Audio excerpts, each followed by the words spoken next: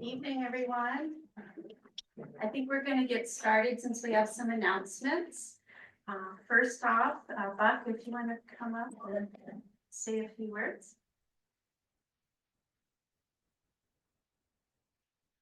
Hi, I'm Buck Buchanan, retired Army officer, and I've got an announcement here for the Northern York County Historical Society.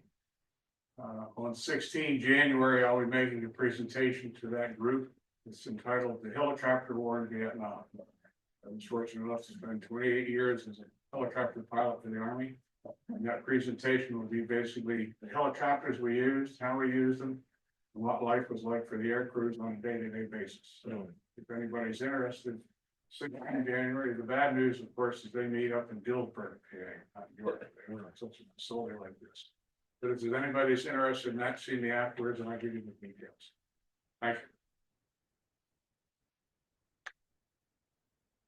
Thank you very much. Just want to welcome everyone. We have a few announcements from the History Center before we move to the program. Upcoming programs, a lot of things coming up in December. We have a program on Wednesday, the 4th, called History Storytellers. It's sponsored by Hometown History, York Daily Record, and History Center. It'll be right here in this room in the evening. On December 5th in the evening, we have our Writers Roundtable, which is a group of writers and open to the public to learn about local history and local history writing.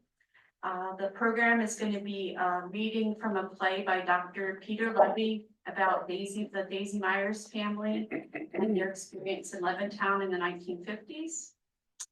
On Friday, December 6th, that's First Friday downtown, we'll have holiday tours of our colonial sites. Then on Saturday, December 7th, we have a book signing event here with Scott Mingus, Jim McClure, Sandra Stockton, Silas Chamberlain, and a few others. So if you'd like to do, that's 11 to 1 this Saturday the 7th. And then Sunday, December 8th is the History Center's members open house. So if you're a York County History Center member or you'd like to be, that's our big holiday party and open house. Please visit our website to learn more. It's yorkhistorycenter.org. And please, you can sign up for our email newsletter to get all the updates on what's going on here. I'm going to switch hats. Kathy is gracious enough to be watching the front door for us, letting in any latecomers. So I'm here to welcome you from the Civil War Roundtable. So Kathy has prepared some remarks here and introductions. From Kathy Friel, Scott Mingus, and Scott Rosenau of the York Civil War Roundtable Programming Committee. The Roundtable would like to thank everyone who attended the meetings this year, either in person or online, and continue to support our mission to never forget our Civil War history here in York County, Pennsylvania.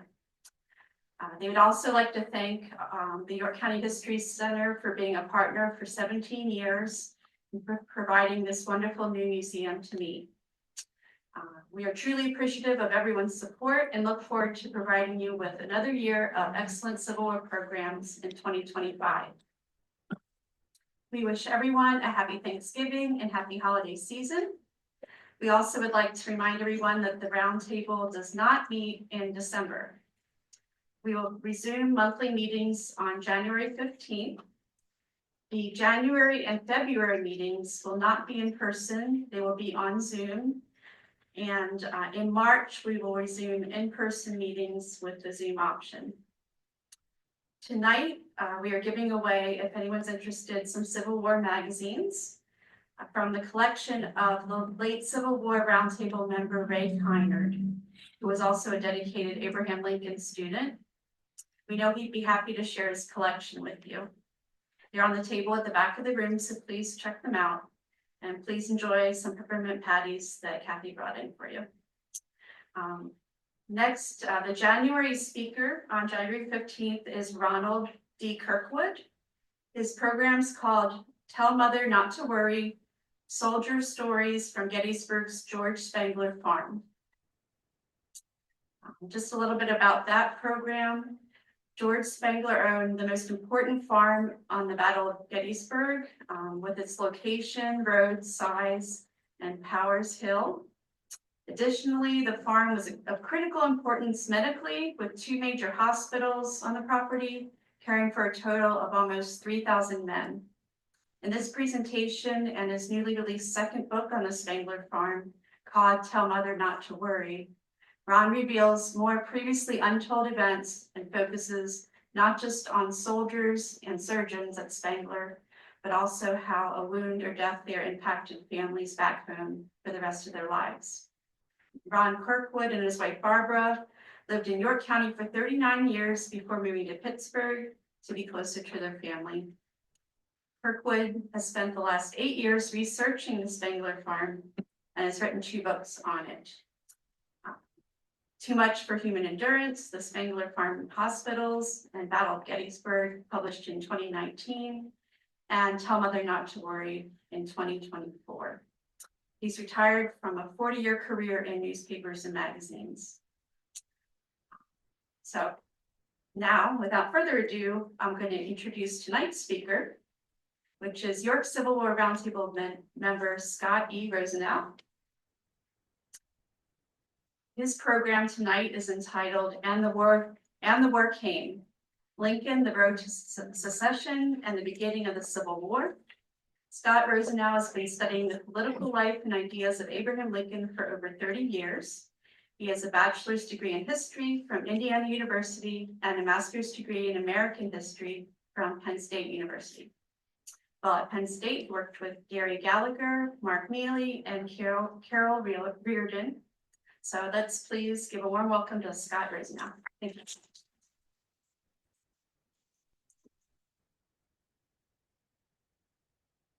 Thank you, Nicole. Thank you, everybody, for coming. Nice to see a good crowd here tonight for our last meeting of the year.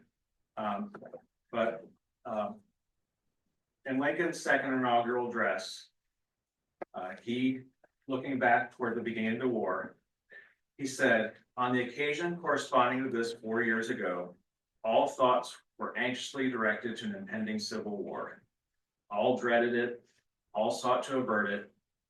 While this inaugural address was being delivered from this place, devoted altogether to saving the Union without war, insurgent agents were in the city seeking to destroy it without war, seeking to dissolve the Union, defy defects by negotiation.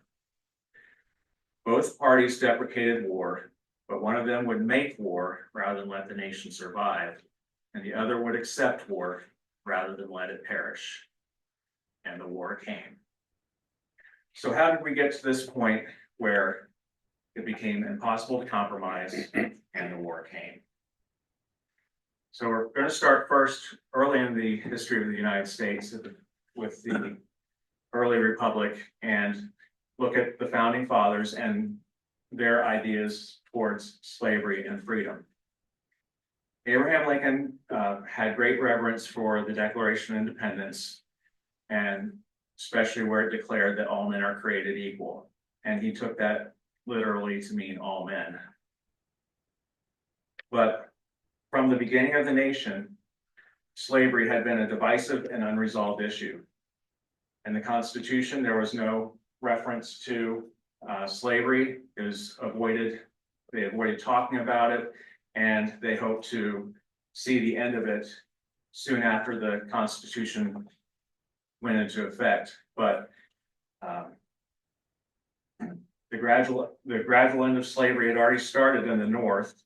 The Northwest Ordinance, which had actually been passed under the Articles of Confederation, was renewed through the Constitution.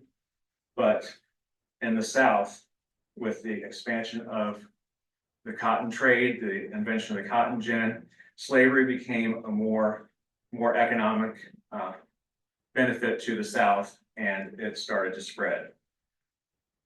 And it continued to spread even more in 1803, when Jefferson purchased Louisiana from France. We acquired a large amount of territory. I don't remember the number of acres, but millions of acres of territory from France, which then at that time was open territory and no decision had been made about slavery. But then in 1820, actually in 1819, the state of Missouri was looking to join the Union.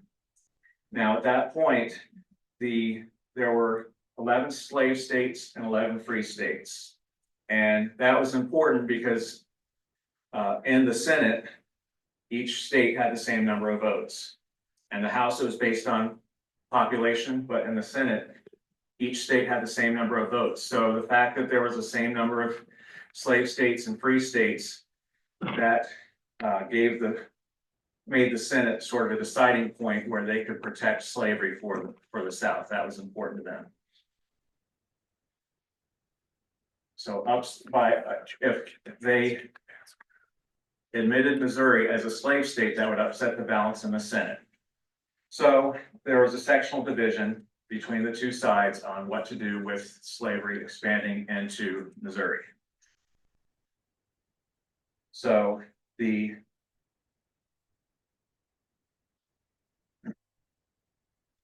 you see there's Missouri.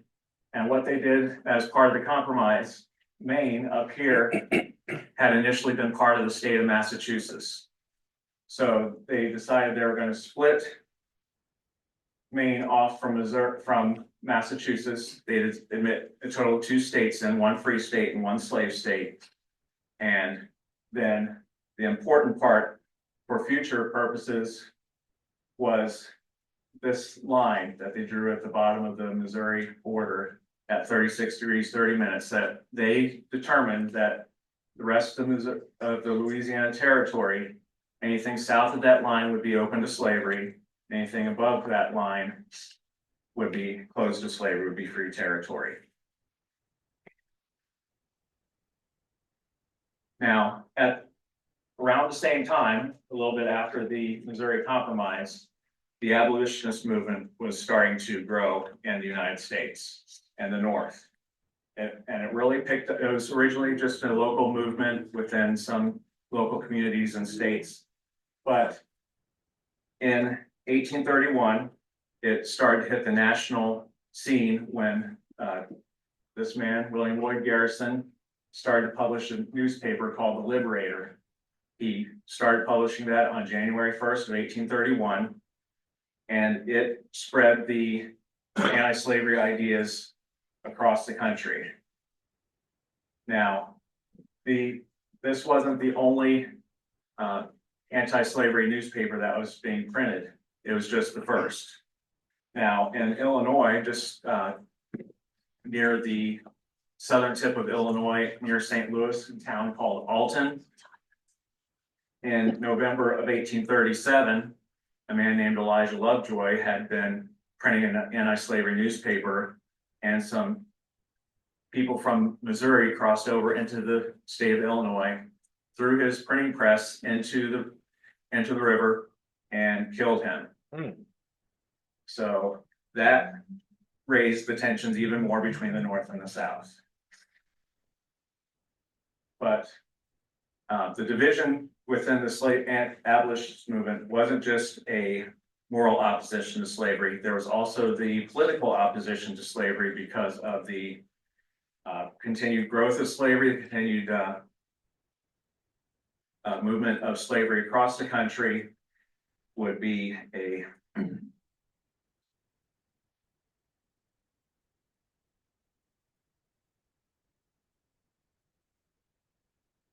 expansion of slavery would be not just a political issue and a moral issue, but also an economic issue as slavery spread across the country.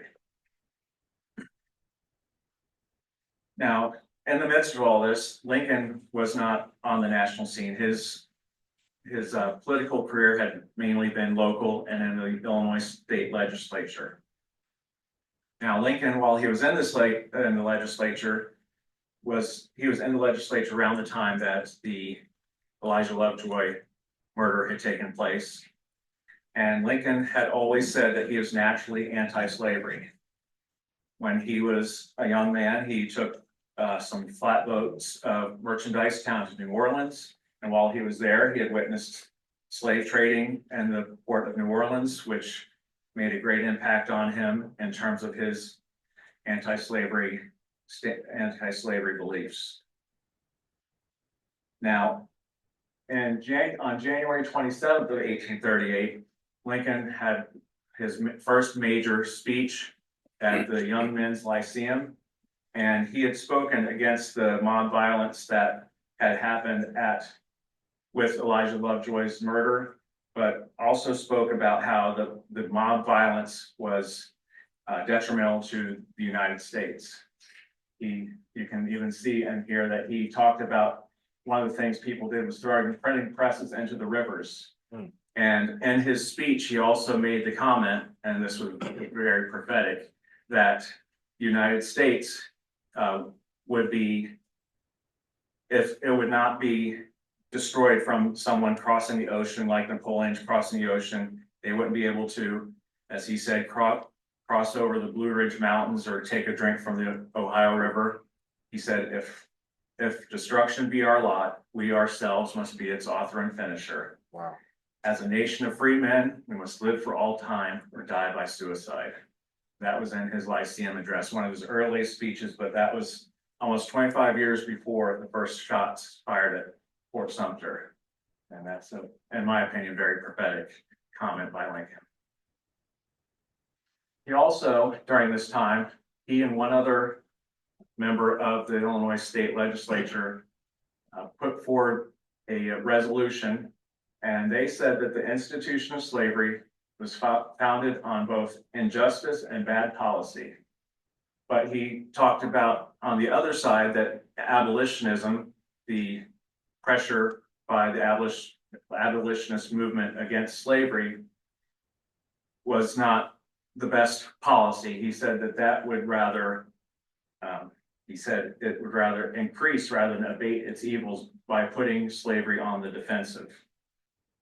So while he was opposed to slavery, he was also saying he was not an abolitionist. He did not believe that that was the best way. He felt that it was best to have a gradual end of slavery, which, as we'll see later on, the methods that he proposed or felt were the best ways to put slavery, as he later says, on the course of ultimate extinction. So, as we said before, Missouri had come into the Union, and since that time, it had spread through the rest of the Louisiana Purchase down through Arkansas and Louisiana.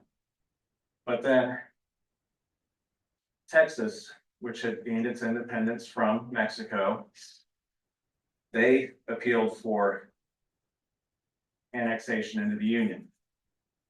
So when Texas became a state of the Union in 1845, then there was disagreements with Mexico, who still claimed Texas as their territory.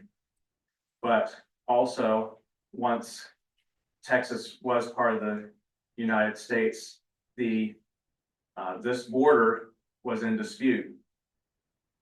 As you can see, the border down here is what the US said it was, but the Mexicans thought the border was up a little farther north and at what was called the Nueces River instead of the Rio Grande. And with the first shots in the Mexican War, which Lincoln will say in Congress that he asked for James Polk, the then president, to point to the spot where the first blood was shed, because in his opinion, Polk had instigated the war by invading Mexico. And Lincoln would gain a reputation from his time in Congress and from this resolution as Spotty Lincoln, because he had asked for the spot where bloodshed had first occurred in the Mexican War. Now, after the war, all this portion of land here, in addition to the Texas annexation, all that land had come into the hands of the United States. Now, the question was, what's going to happen with that land? A man named David Wilmot, a congressman from Pennsylvania, had submitted a resolution called the Wilmot Proviso, indicating that in that territory, it would be slavery would be banned from that territory. And that it would be free territory, just like the territory from the Louisiana Purchase above the Missouri Compromise line. Now, Lincoln said in his later comments that he had voted in support of the Wilmot Proviso up to 40 times. Because it wasn't just, it was something that they tacked on to other legislation where it'd just be a ride-on bill. So if they were passing funds, money for funds for the war, someone would tack on the Wilmot Proviso saying, well, we'll fund the war, but slavery can't expand into that territory. And in the midst of all that, the election of 1848 comes along, and Zachary Taylor, a big hero from the Mexican War, is elected president. And as most of you know, of the 49ers, the 1849, the expansion of population to the California territory, it eventually reached a point where the population was great enough that they can become a state. Now, with the people that were there, they were wanting to come in as a free state. But just as we had with the time of the Missouri Compromise, we had a balance of same number of free states and same number of slave states. So once again, the question is, how are we going to balance out the admission of California as a free state? Now, Henry Clay, who had been the key person behind the Missouri Compromise, he comes in again trying to bring together a compromise deal to bring California into the Union, but still maintain the peace between the North and the South. And he had many resolutions that he clumped together in what they called the Omnibus Bill.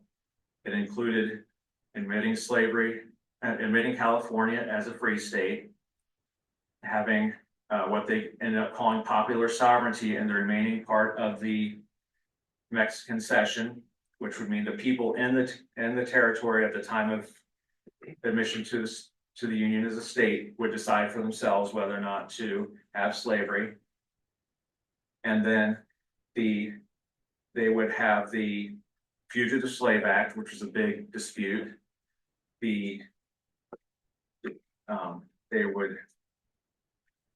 There was a dispute over the border of Texas, so they decided the border of Texas in the favor of the New Mexico territory, but then the United States would pay off the remaining debt that Texas had from the Mexican War. And then the last part was that they ended the slave trade within the District of Columbia. Now, some Northerners had been pushing for the slavery altogether to end in the District of Columbia, but they compromised and said that they would just discontinue the slave trade.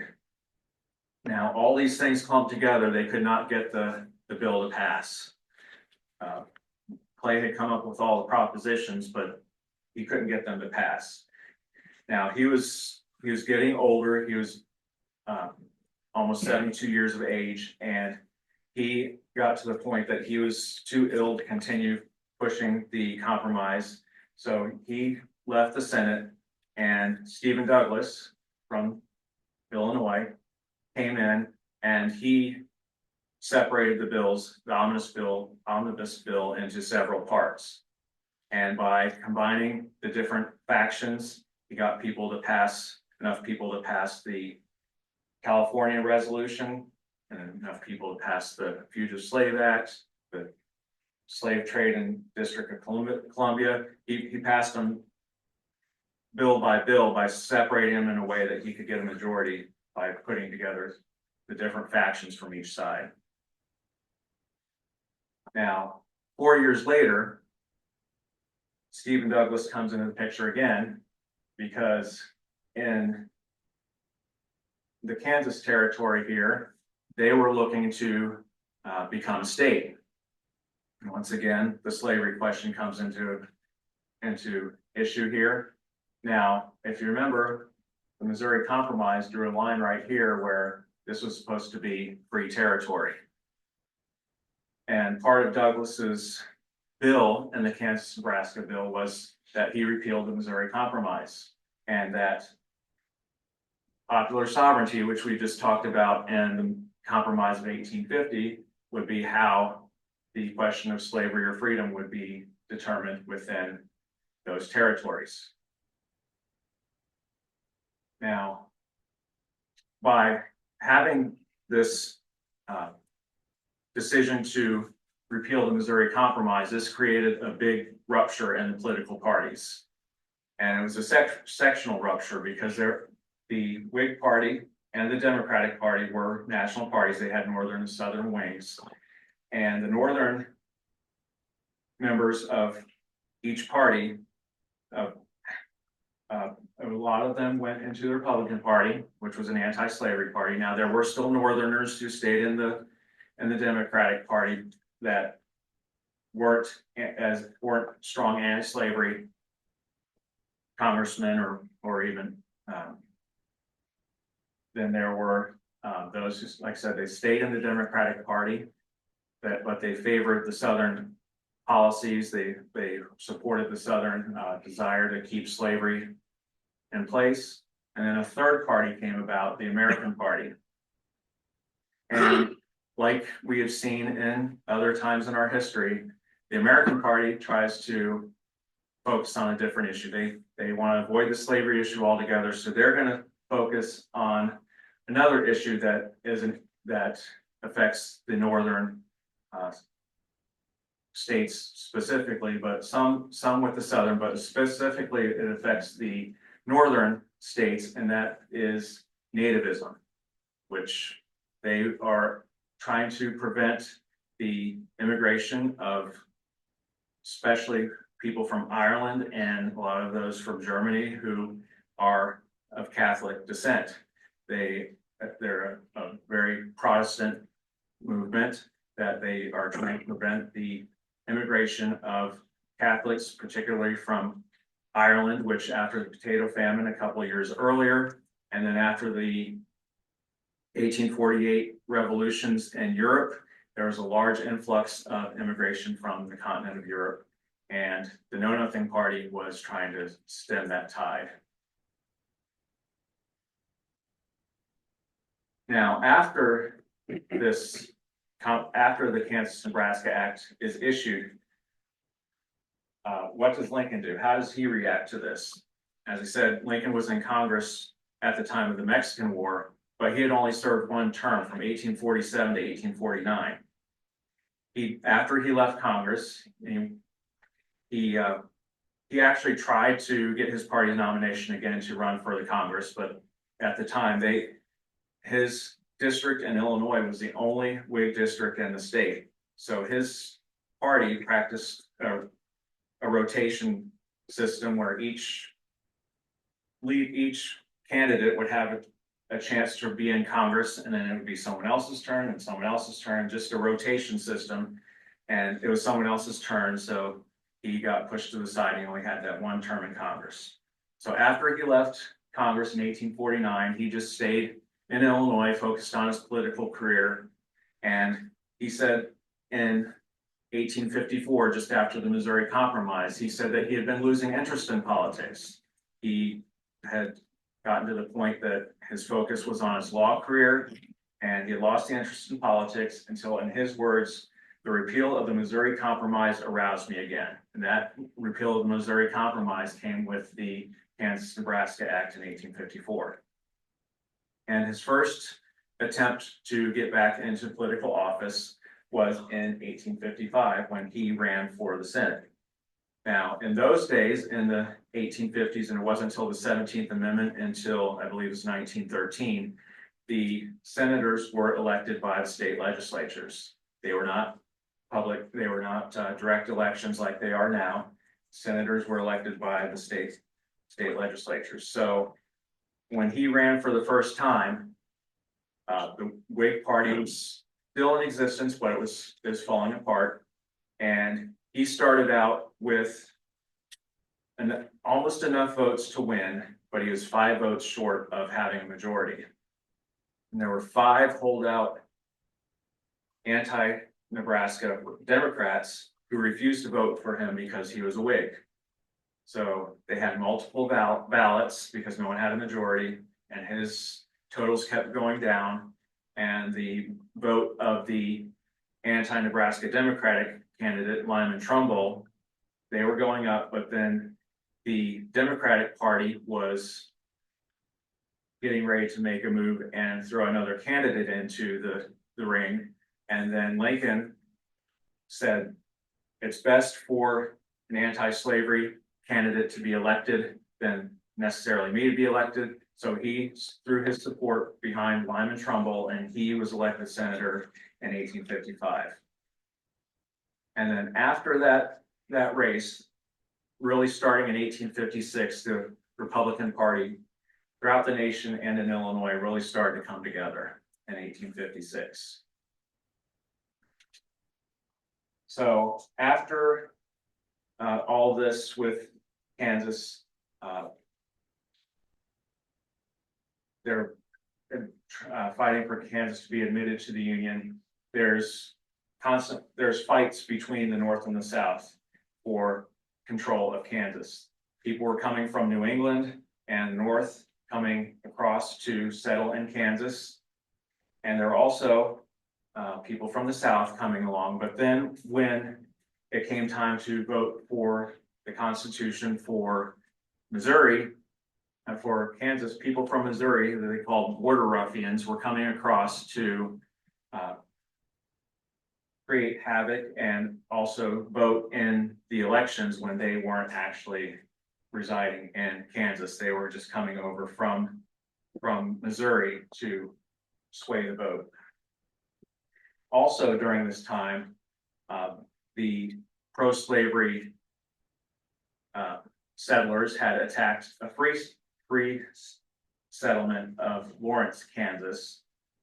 And after that, John Brown, who many of you probably heard of, he took a small band of followers and he attacked a southern settlement at Potawatomi Creek, and it was a very bloody massacre with broadswords and many other, it was very violent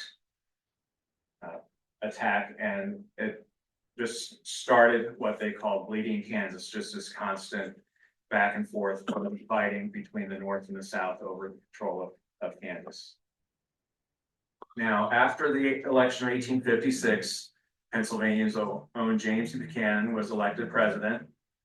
And 2 days after his inauguration, he was inaugurated on March 4th, 1857. 2 days later, on March 6th, the Supreme Court had made the decision in the case of Dred Scott. Now, Dred Scott had been a slave who had been taken into free territory in the area of what's now Wisconsin. He had been taken into free states by his master, and he was suing for his freedom because he had been taken into as a slave into territory where slavery was forbidden. So on March 6, 1857, this man, Roger Brooke Taney from Maryland, he was the Chief Justice, issued the decision saying that he sided against Dred Scott, saying that he was still a slave, but he also said that Congress had no power over slavery in the territories. They had no power to restrict slavery, and that those acts by Congress were unconstitutional. And this went totally against the Republican platform.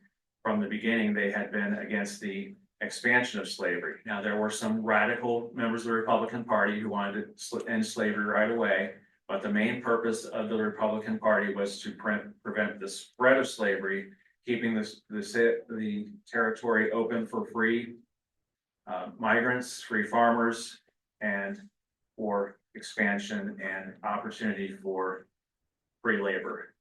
The expression free soil, free labor, free men was something that came about during this time as slavery was trying to expand and the North was trying to expand as free territory. Now, with Kansas, as I said, they're trying to come into the Union. The Southern settlers of Kansas, they put forth a constitution called the Lecompton Constitution, because that's where the Constitution was written, in Lecompton, Kansas. And it was a pro-slavery constitution. The anti-slavery settlers weren't even represented at the convention where they wrote the Constitution. And Congress, when they were asked to approve the Constitution and admit to Kansas as a state, there was division even within the Democratic Party. President James Buchanan had pushed for the passage of the Lecompton Constitution, but then our friend Stephen Douglas, he came and opposed the Lecompton Constitution, and that created a division within the Democratic Party, which will play out much later here, especially in the next presidential election, as we head toward the Civil War. Now, during this time, again, that was in 1857. Now we get Lincoln back in the picture, as Stephen A. Douglas is back up for re-election to the Senate in 1858. Now remember, Lincoln had run for the Senate back in 1855 and was defeated. Now in this case, so there wasn't going to be any division within the Republican Party and those opposing Douglas. The convention said that Lincoln was the first, last, and only choice of the Republican Party to oppose Douglas for the Senate. And they ended up having a series of 7 debates. And in these debates, Lincoln emphasized, as we talked about at the beginning, the Declaration of Independence was key to him and his ideas. He focused his ideas and his opposition to the spread of slavery on the ideas of the Declaration of Independence, that all men are created equal. Now, like I said, there were 7 debates. The first one was in Ottawa, Illinois. The second one was at Freeport, Illinois. Now, this was a key debate for Douglas, especially because Lincoln had posed some questions to Douglas in the debate that sort of a catch-22 situation for him, because Lincoln asked him if it was legal, if it was constitutional for the people when they are settling into the new territories, whether it was legal for them as settlers to ban slavery. And he said that in the states that the northern settlers, that the free state settlers could prevent the spread of slavery by not resolutions that would protect the importation of slaves into Kansas, by not passing, as he called it, friendly legislation. So by saying this, he helped win his election in Illinois. But then in the South, he was really the top senator in the United States. He was the head of the Territory Commission committee, and he was, in 1856, he was being considered for president when they selected James Buchanan as the candidate.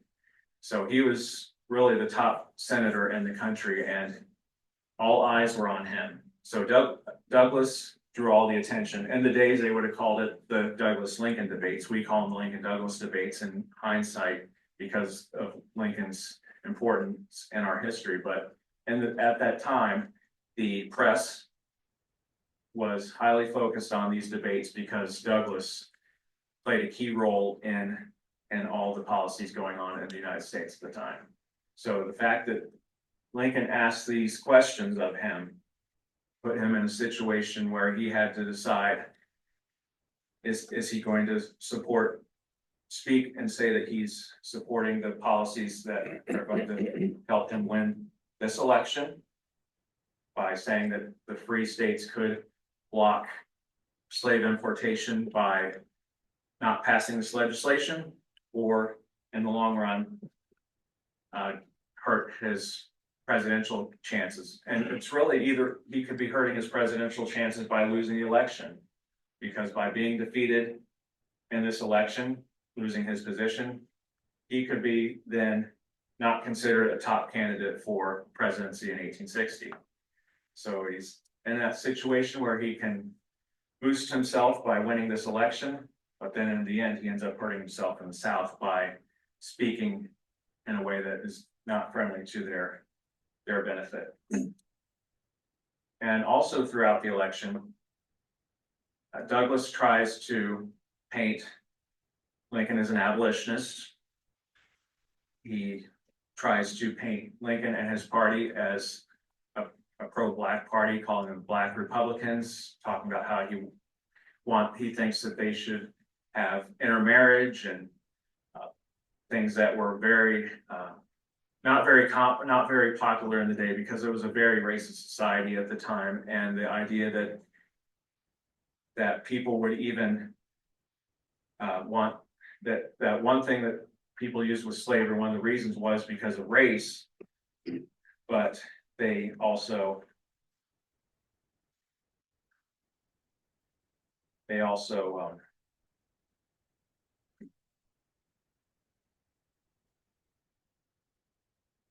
had the race question, but it wasn't just a matter of keeping them slaves in one place so they can control them, but they also wanted to keep them from intermarrying and intermixing. Now, Lincoln does lose that election, as we said, but with his competition against Douglas and these debates through the press, his name is becoming known around the country. The press in New York is publishing these debates all throughout the country. The full text of these debates are being printed, and he is becoming a name on the national stage through his debates with Stephen Douglas. Now we come to the election of 1860. Like I said, Douglas had initially been the front runner in the Democratic Party for the presidential nomination. But with the debates in 1858 and other events that had come between the election of 1858 and 1860, such as the John Brown massacre in October of 1859, potentially creating a slave revolution, this created more tension between North and South. So the Democratic Party ended up splitting into two wings. You had Stephen Douglas, who would support would represent the Northern Democratic Party. Then you have John Breckinridge, here would represent the Southern Democratic Party. Then we have Lincoln from the Republicans, and this man, John Bell from Tennessee, would be nominated by another party called the Constitutional Union Party. And just like the Know Nothing Party beforehand, they had tried to avoid the issue of slavery altogether. They tried to just focus on the economic buildup of the nation and avoid talking about slavery in any of their platforms or any of their literature. They tried to avoid the issue of slavery altogether. But it had reached that boiling point to where slavery cannot be avoided. It was the topic of the day, and everyone was talking about it, and there was no avoiding it. And then the Chicago Convention, and May 16th through 18th, Lincoln was actually, in many cases, he was considered a dark horse candidate at the 1860 convention. William Henry Seward came in. He was the front runner. He was expected to win the nomination at the Republican convention in 1860. But there were a lot of people in the party who were opposed to Seward. He had made a lot of comments that were considered too radical, and they were afraid that he would not be able to carry some of the what they called doubtful states, the states that had not voted for the Republican Party in 1856, which included Illinois, Indiana, Pennsylvania, Ohio. That lower line of states that bordered the slave states were part of that doubtful group of states that they wanted to make sure they carried in order to win the election in 1860. So Seward was too radical for many of those Republicans and for many of the people in those states. So they were looking for an alternative. Now, there was Edward Bates from Missouri, who was an alternative, but he was considered to be too conservative. He had had previous ties to the Know Nothing Party. And so Lincoln's name was being thrown around by some people. Lincoln and Lincoln's managers at the convention, they were working with other states to make Lincoln their second choice to vote for, because in these days, there weren't primaries. The state delegations came to the convention and they voted for who they thought should represent the party in the presidential election. So in most cases, some of the states would vote for what they call the favorite son, someone who represented their state that they wanted to run for the presidential seat. And they would cast their first ballot for that favorite son candidate, but they were willing to then cast their vote for someone else after they realized that candidate wasn't going to win. They would go to someone else. Now, Lincoln's managers, particularly David Davis, who was a judge when Lincoln was on the law circuit, David Davis was the main leader of his contingency in the Chicago Convention, making deals with the other states. He had managed to make Lincoln second choice for the Indiana delegation to be nominated. He also worked with people in Ohio and in Pennsylvania, a lot of those states that were right there on the border. He worked out to get them as Lincoln as their second choice for the nomination.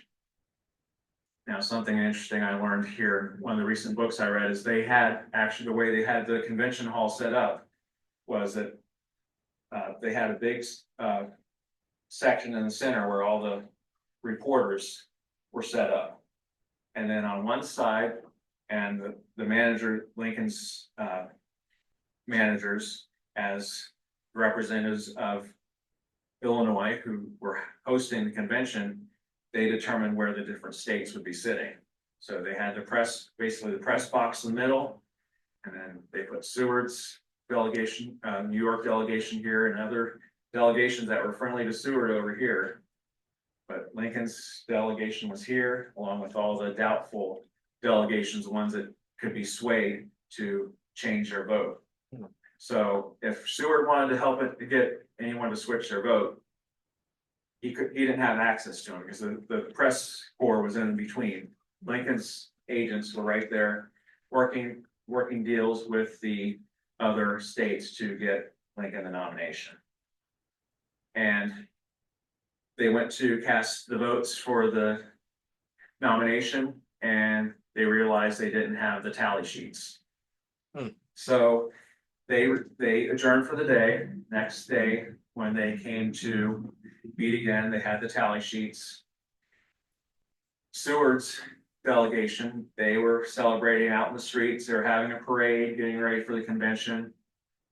But Lincoln's managers, they decided they were going to pack the hall with Lincoln supporters.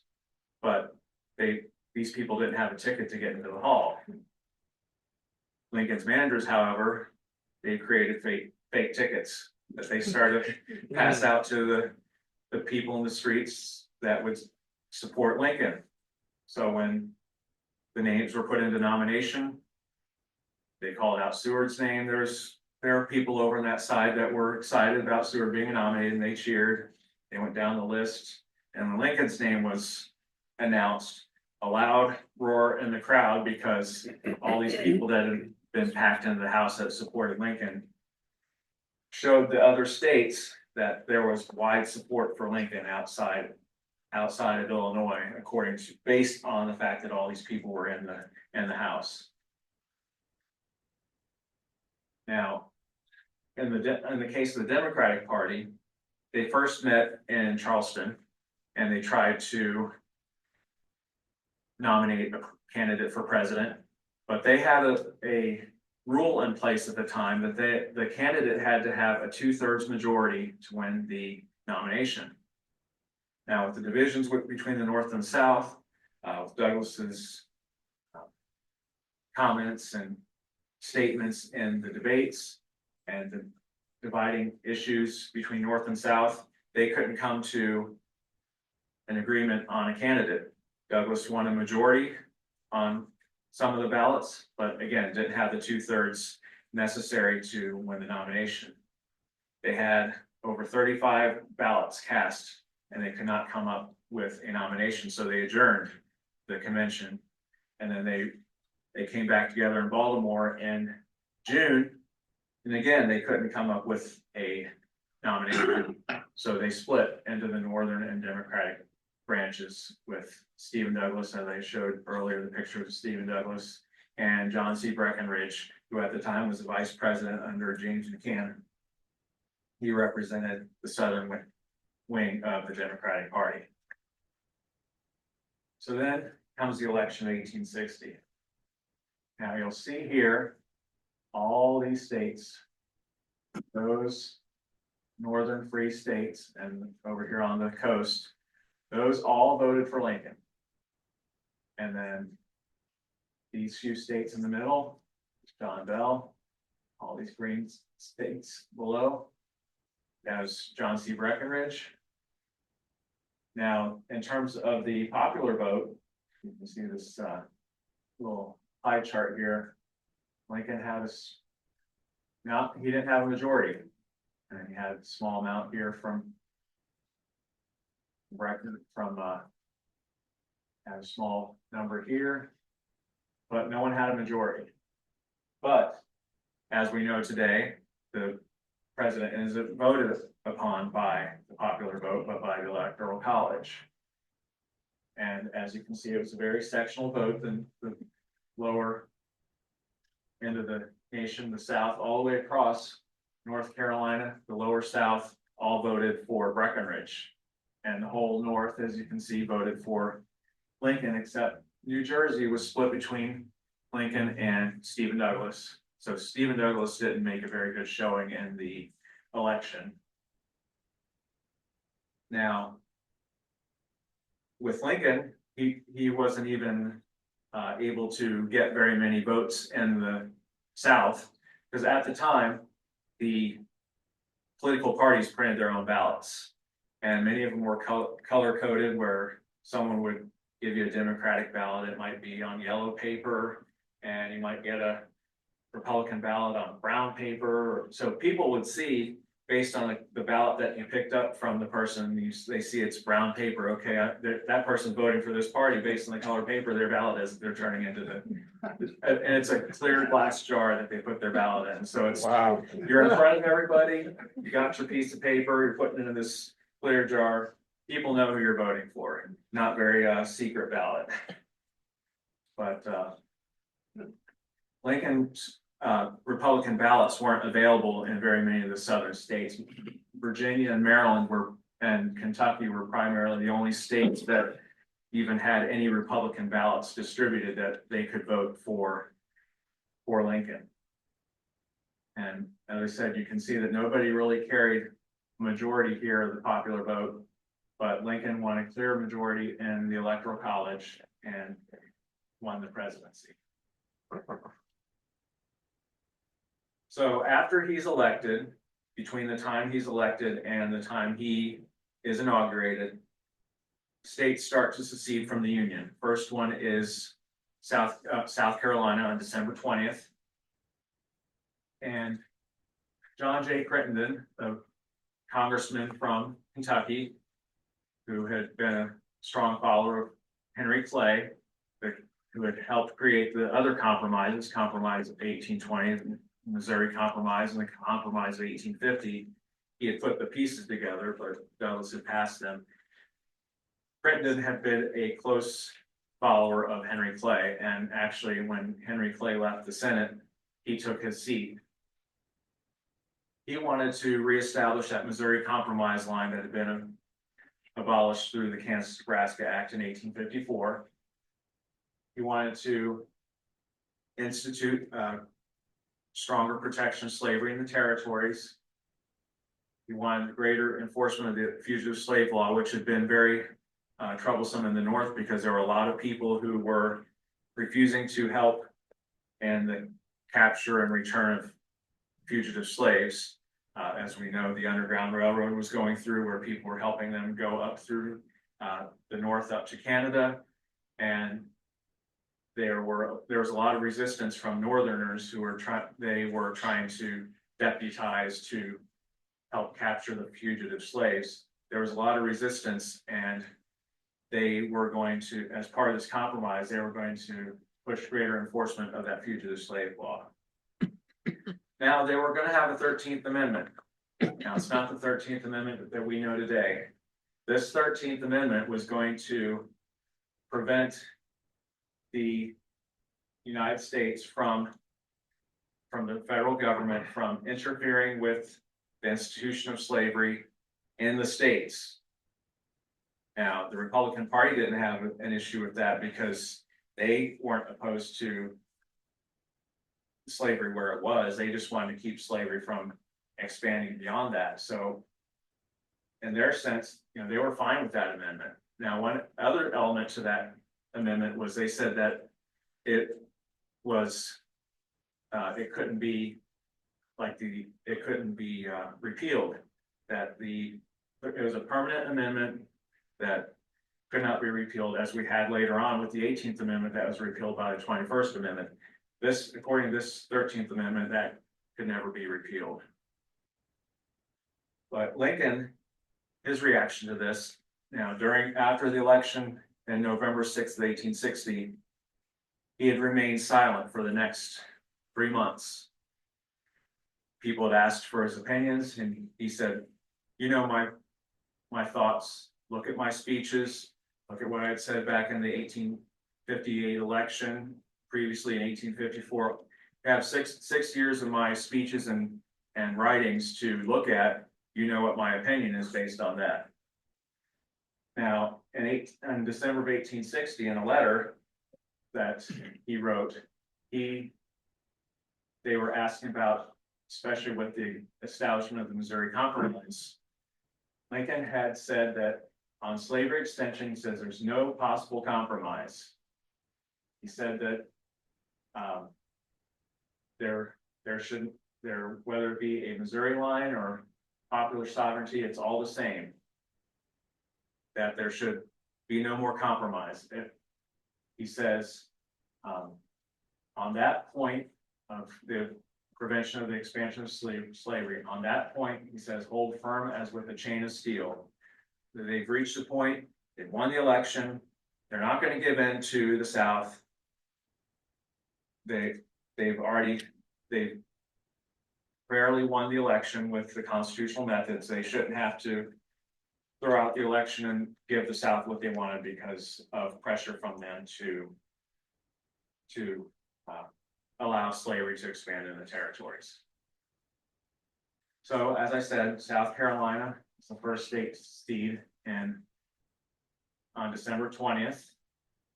And then Mississippi joins, Florida, Alabama, all the way through. These other states start to secede from the Union. So by the time Lincoln becomes president on March 4th of 1861, there are 7 states that have seceded from the Union.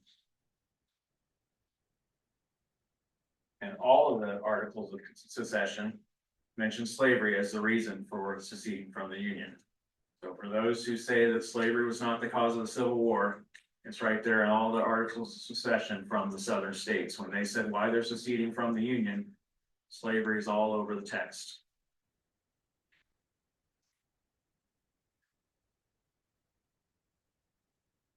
So after he leaves from Springfield on February 11th, 1861 on his journey to Washington.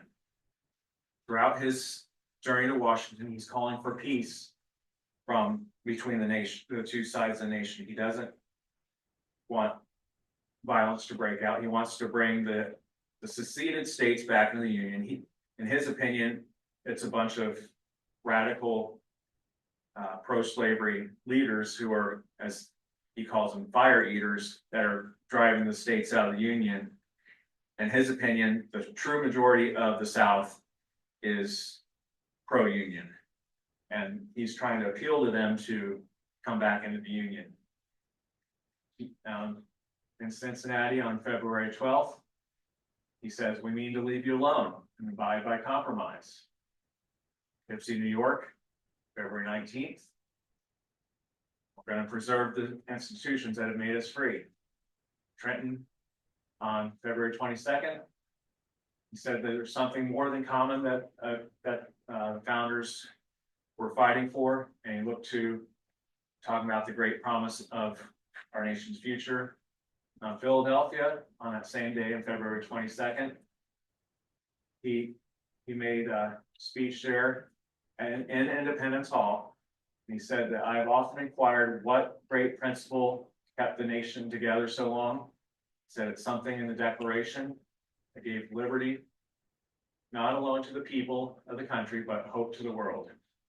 And this is the sentiment that embodied the Declaration of Independence that he felt was the most important part of the American Revolution, the most important aspect.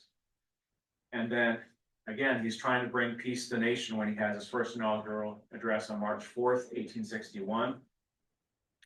At the end of the speech, his last paragraph, again, he's trying to appeal to the South to come back to the Union. He said, "We're not enemies, but friends."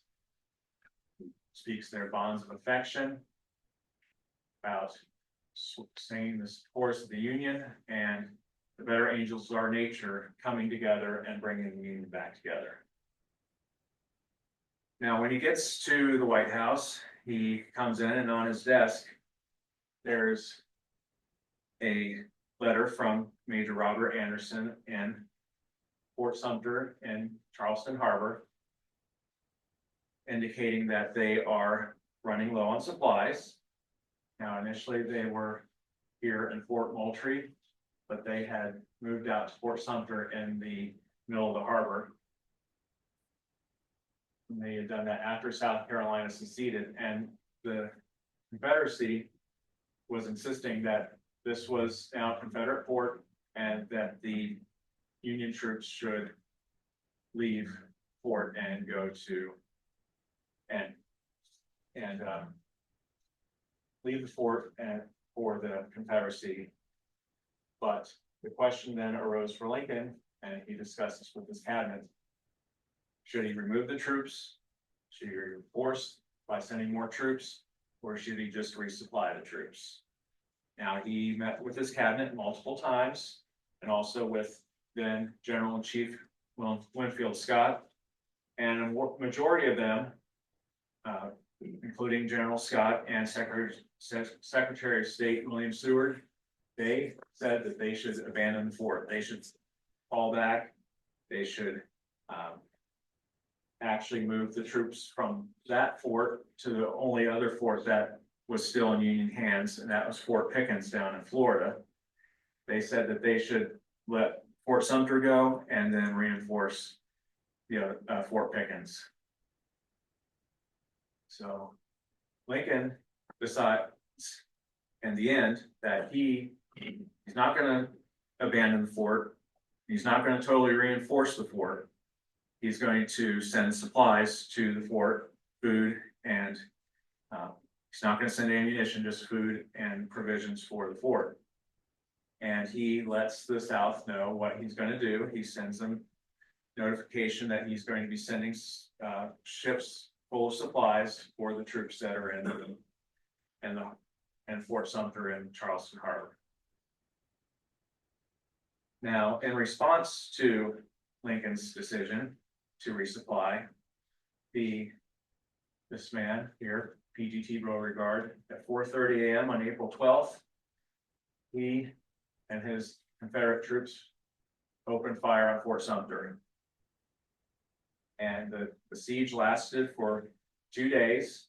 On 14th of April, Fort Sumter surrendered to the Confederacy, and the war began at Fort Sumter. The war came.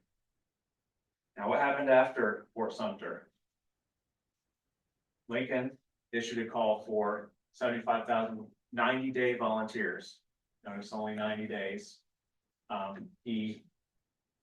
In doing so, 4 other states would secede from the Union. Virginia, North Carolina, Tennessee, and Arkansas would secede from the Union.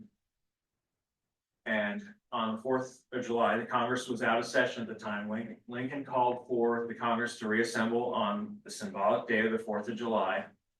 And he said he called the Congress together to reunite the nation, to pass legislation necessary, because he was only able to call up the volunteers for 90 days. He would need additional legislation from Congress to authorize the raising of an army beyond the 90 days.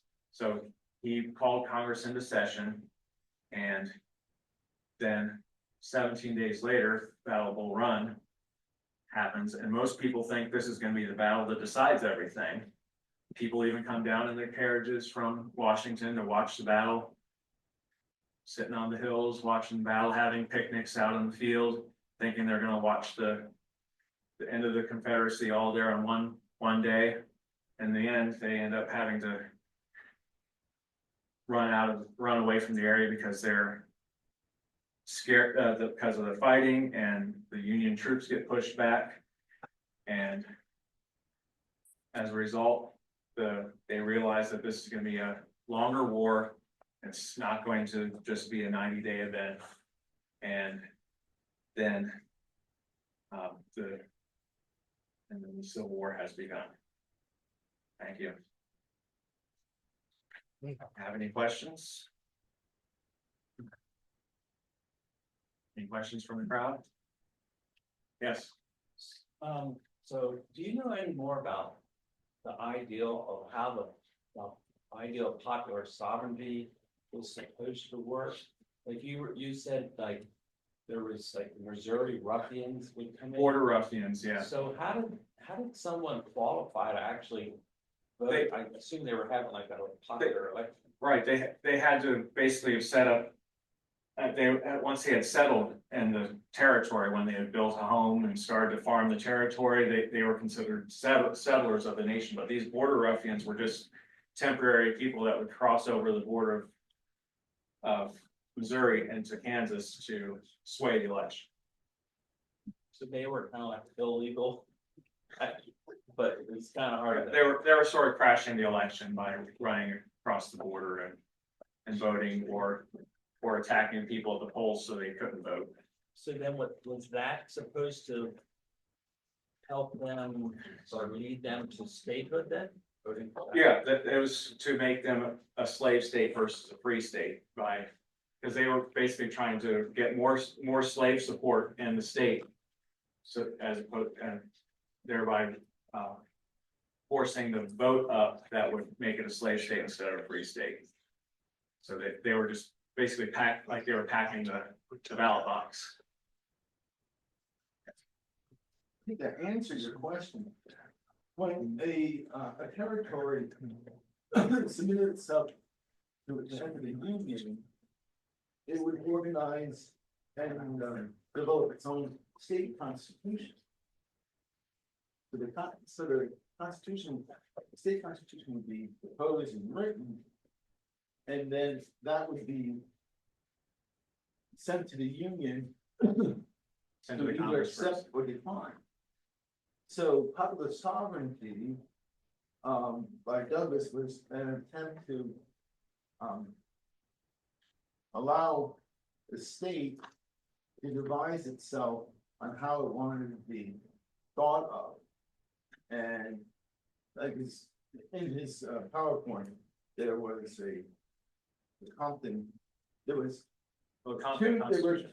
there were two constitutions written for Missouri. Well, I'm sorry. Protect Kansas. One was a pro-slavery, one was a pro non-slavery. And so that's what you had. You had groups come together promoting a particular viewpoint. And that was espoused in the Constitution. So, in effect, what really happened was popular sovereignty did not work because how do you develop identity if you were you there for 2 weeks, there for 2 months? And that's the truth. That was one of the issues behind that, and that's why there was such a disagreement.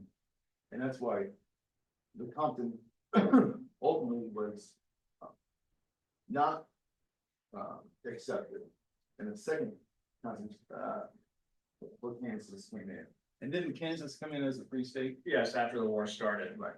See, that was, the initial constitution was rejected by the Union as not being a representation of what the residents of the state wanted. Right, Douglas said that the Compton Constitution wasn't a true representation of the state because there were people who were blocked from participating in the drafting of the Constitution. They had a separate convention in Topeka where they came up with their own constitution, which then they were unable to pass that either. But so that's why it took till 1861 till it actually became a state, because they just couldn't determine where, like you said, when is it someone considered a resident of the state that they can then vote to devise the Constitution. Yes. How ready was Lincoln to become president if he wasn't holding a majority at any point, even at the beginning of the convention, and then all of a sudden? Yeah, he was elected on the third ballot. But Yeah, was he surprised? I mean, I didn't Yeah, realize all this, but. Before he was president, he had served 4 terms in the Illinois legislature, so 8 years in legislature. He had spent 1 year in Congress, one term in Congress, 2 years in Congress and 8 years in the Illinois state legislature. He had lost in the Senate twice. And so he had no real political background to speak of. He didn't have any executive experience, hadn't been a governor or served as a cabinet member or anything that gave him any national or executive experience. He just had those basically 10 years of legislative experience, 8 at the state level and 2 at Congress. So yeah, in a lot of ways, he is considered a surprise because before 1858, he wasn't very well known outside of Illinois. Do you think, was he prepared to be president? I mean, he wanted to, but that. Yeah, I mean, I don't think he was prepared for what he was walking into. I don't think anyone probably would have been as prepared for what he was walking into with the secession of the states, but just in terms of his political preparation, no. But he was very, very intelligent. So he was, when the Sumter crisis was coming about, William Seward thought Lincoln's just going to be a figurehead. I'm going to be the one that's really running the show. But he found out shortly after that Lincoln really knew what he was doing, and Lincoln was the one in charge, not Seward. Seward determined at that point Lincoln's the one running the show, and they became very close friends. They worked together really well once the war started, and Seward deferred to Lincoln. So yeah, it was a surprise though, because beyond that little bit of political experience, and he wasn't really known outside of Illinois until 1858. He was considered a surprise candidate. And actually, there is I think it was in Harper's Weekly, there was a drawing that had going into the presidential convention, they had all these potential candidates on a broadside. Seward was right in the middle, big picture of Seward, and all around there were other candidates. And Lincoln was in the bottom corner of candidates that would even be considered for the nomination. And one way that Lincoln's people convinced the Republican Party to hold their convention in Chicago was they convinced them that was going to be a neutral location, because Lincoln wasn't considered a real candidate. It would be a neutral site because Seward was a big candidate. Salmon Chase from Ohio was a big candidate. Edward Bates from Missouri, so all these other places, Chicago's neutral. You know, there's no one from Illinois running for the president. Surprise, there he is. Anyone else have any questions? How long did that, know nothing party last? Just the one election. 1856 election was the only election they ran, and then there were they won a few gubernatorial races, and they were in the Congress, but for the most part, it was just that one election. Is there any indication that the South is gonna, or that South Carolina was gonna secede after Lincoln won the election? There had been threats of secession throughout what they call the antebellum period. There was talk of, if basically throughout the time, the South had said, well, if we don't get our way, if we don't get these policies passed that support slavery, then we'll just leave the Union. So the threat was always there that they were going to leave the Union. And there was talk before the election that if the Republican candidate, which in this case was Lincoln, if he won the election, then there was talk that they were going to leave the Union. But that didn't deter the Northern voters from voting for Lincoln. He was still able to win. And I think part of it was just that because the fact that they had been saying they're going to secede all these times, it's kind of like the, boy who cried wolf, how many times are you going to cry for secession? And, are we going to keep believing that you're going to go for secession, or are we just going to stand our ground? And that's what ended up happening is they did end up seceding after all those threats. As the polished historian you are you ever surprised about present day politics based on what you know about historical politics? Yeah, You are. yeah, things do surprise you, yes, every now and then, but there are things that occur Yeah. over and over again. Yeah. Certain policies that, certain themes come up every now and then. I mean, you saw with the Know Nothing movement, there are a lot of, anti-immigration talk, and a lot of that's going on now. And there's the Whig Party back in the day, they had a lot of focus on economic policies, and the Republican Party was for a stronger central government. The Democratic Party was more for a weaker central government and stronger state governments. And that's something that's still going on today, is where's the balance of powers at the states, or is it the federal government? So there's always that line of, where do you say is the federal responsibility and where's the state? And that's, So if we made it through the 1860s, we'll make it through the 2020s. I think so, yeah. Okay, good. Thank you. Thank you. Yes.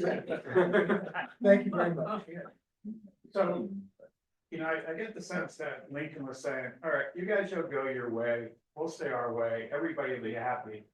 So what kind of idiot then says, go take a shot at Fort Sumter? Well, he wasn't gonna let them just go their way. Okay, but it seemed like that's what he was Well, getting to. When the Fort Sumter crisis came about, he was debating how to address the crisis, how to react. Like I said, a majority of his cabinet was saying, well, we can't keep Fort Sumter, even if we reinforce it. One, it's gonna be hard to get the troops in there, and two, how long can we keep it? So some of his cabinet members were just saying, let's abandon the fort, and then we'll resupply this other fort in Florida that isn't in that dangerous situation. So they looked at that as, let's just abandon South Carolina, let's worry about this other fort. But Lincoln, the whole time, from the beginning, when the war started, he initially said, reason I'm fighting this war is to maintain the Union. And throughout the war, that was his primary goal, was the restoration of the Union. He never recognizing Confederacy as an independent nation. He always considered them part of the nation that he just needed to bring back into proper relationship as a state. So it never crossed his mind to let them go. Maybe he should. Yes. Did Lincoln say, or did he do the, I'm thinking Doris Kearns Goodwin says in the one book about how in his cabinet, he had keep your friends close, but your enemies even closer. And didn't he have some cabinet members that he really wanted to keep a close eye on? that he Well, had- the members of his cabinet were people that he had opposed in the Republican convention. Seward was the main opponent in the Republican convention. He became the Secretary of State. Salmon Chase was one of the main opponents in the convention. He became Secretary of the Treasury. Edward Bates, Attorney General. Simon Cameron, became Secretary of War. So a lot of these people that were in the convention trying to win the nomination over Lincoln ended up bringing them together, because it's best to have, you know, the people that you can basically work with as part of your cabinet than trying to have them criticize you from the Senate or from Congress. It's best to have them in with you than to have to argue with them from outside, like you said, to keep them close to where you, and that way you can kind of supervise them and keep them in line. What else?